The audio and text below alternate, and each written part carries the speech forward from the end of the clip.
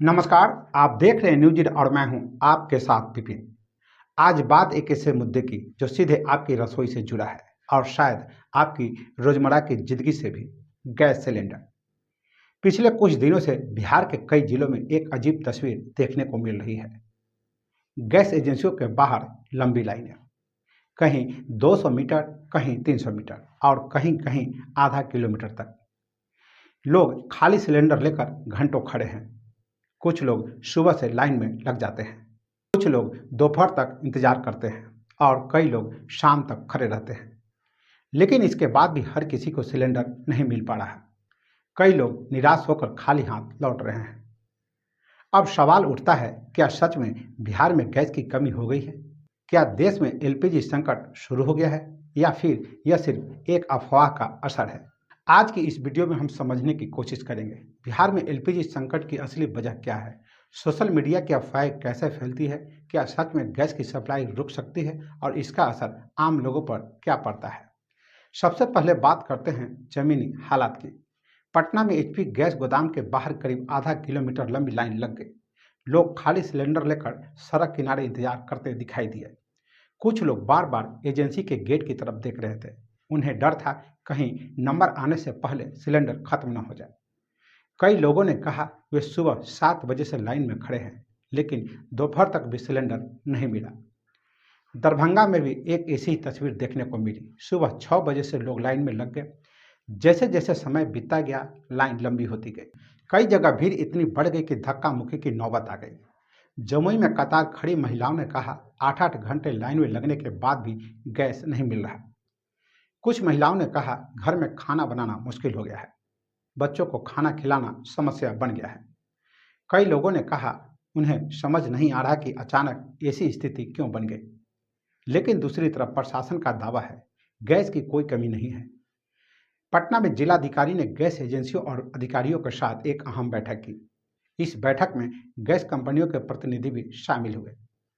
बैठक के बाद प्रेस कॉन्फ्रेंस में जिलाधिकारी ने कहा लोग घबराए नहीं, गैस की सप्लाई पूरी तरह सामान्य है।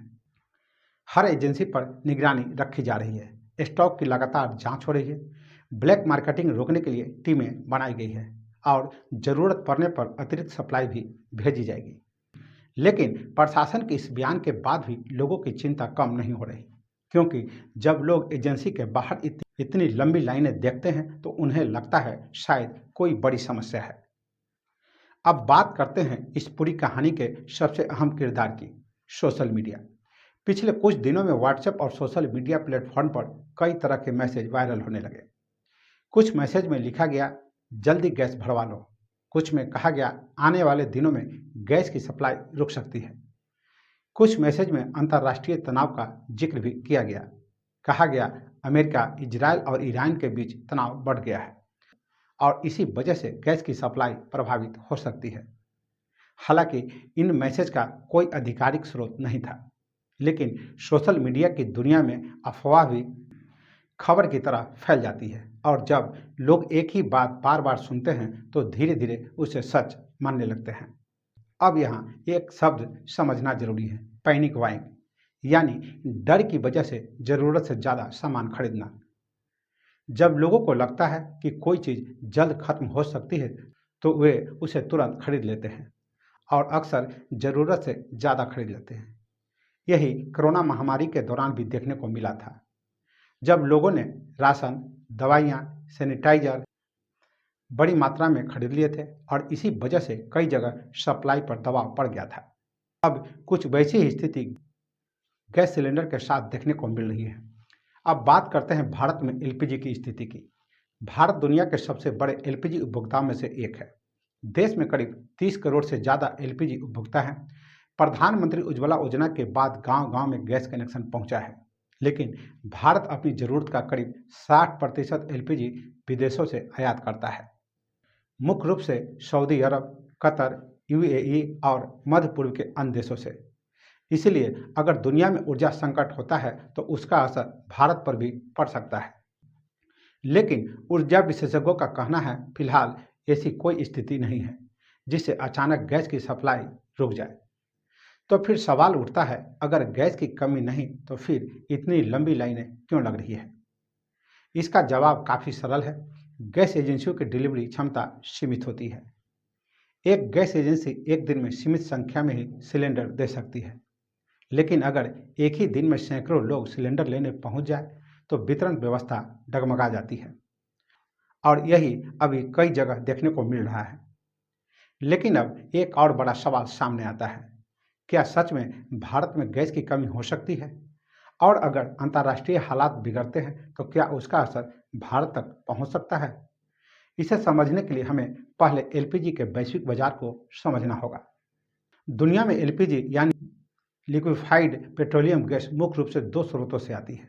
पहले कच्चे तेल के रिफाइनिंग के दौरान, और दूसरा प्राकृतिक गैस यानी कि नेचुरल गैस के प्रोसेसिंग से।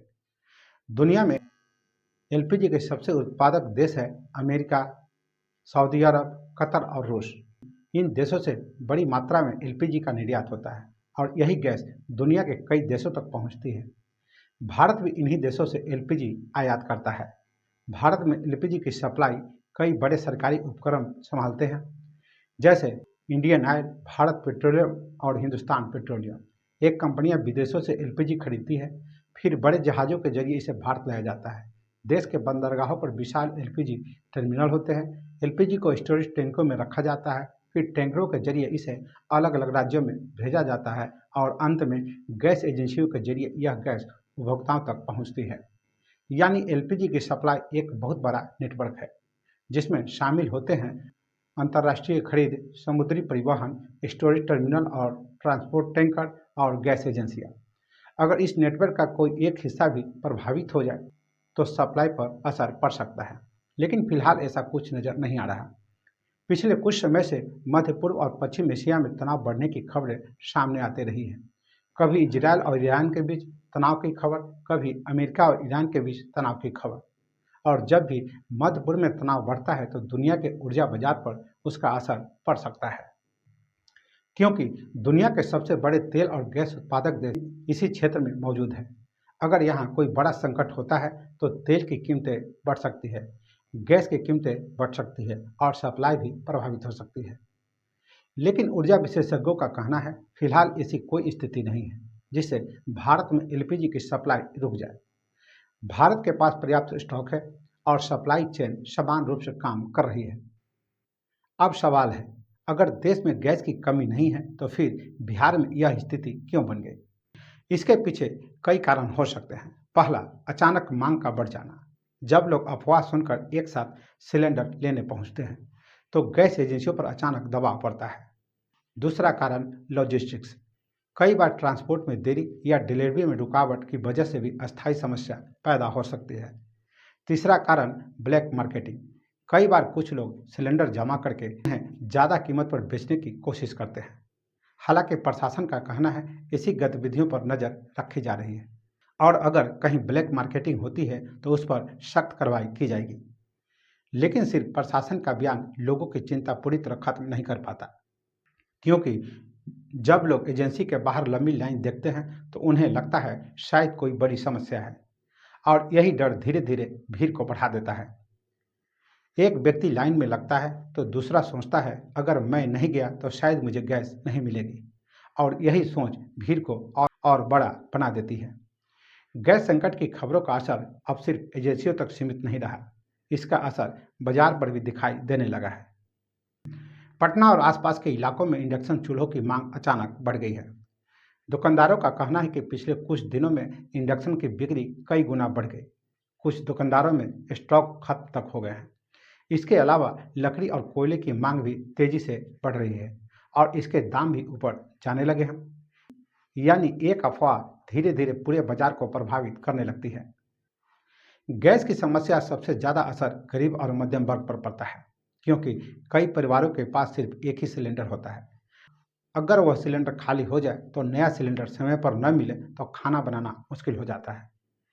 कई लोग मजबूरी में लकड़ी या कोयले का सहारा लेने लगते हैं, लेकिन इससे समय ज़्यादा लगता है, धुआं ज़्यादा निकलता है और स्वास्थ्य पर भी असर पड़ता है। भारत सरकार की प्रधानमंत्री उज्ज्वला योजना के बाद गाँव में गैस कनेक्शन की संख्या तेजी से बढ़ी है। इस योजना के तहत करोड़ों गरीब परिवारों को एलपीजी कनेक्शन मिला इससे महिलाओं को धुएं से राहत मिली, खाना बनाना आसान हुआ और जीवन स्तर में सुधार आया। लेकिन अगर गैस की सप्लाई किसी कारण से प्रभावित होती है तो इसका असर सीधे इन्हीं परिवारों पर पड़ता है। आज के दौर में सूचना बहुत तेजी से फैलती है, लेकिन हर सूचना सही नहीं होती। सोशल मीडिया पर कई बार अधूरी जानकारी या गलत जानकारी तेजी से फैल जाती है। इसलिए जरूरी है कि हम हर खबर पर तुरंत विश्वास न करें। अगर कोई संदेश व्हाट्सएप या सोशल मीडिया पर मिले तो पहले उसकी सच्चाई जांच लें। सिर्फ सरकारी वेबसाइट या आधिकारिक बयान पर ही भरोसा करें। अब सवाल है, क्या यह स्थिति और बिगड़ सकती है या फिर जल्द सामान्य हो जाएगी? प्रशासन का कहना है स्थिति नियंत्रण में है। जहां जरूरत होगी वहां अतिरिक्त सप्लाई भेजी जाएगी। गैस एजेंसियों पर निगरानी रखी जा रही है और ब्लैक मार्केटिंग पर कड़ी कार्रवाई होगी। लेकिन इस पूरे मामले में सबसे बड़ी जिम्मेदारी हम सबकी भी है। अगर लोग अफवाहों से बचें और ज़रूरत से ज़्यादा सिलेंडर जमा न करें तो स्थिति जल्द सामान्य हो सकती है। तो सवाल हम सबके सामने है, क्या हम अफवाहों से बचेंगे या फिर डर के कारण एक छोटे संकट को और बड़ा बना देंगे? फिलहाल प्रशासन का कहना है गैस की कोई कमी नहीं है, सप्लाई सामान्य है और लोगों से अपील है, घबराएं नहीं, अफवाहों पर भरोसा न करें। तो फिलहाल के लिए इतना ही। नमस्कार।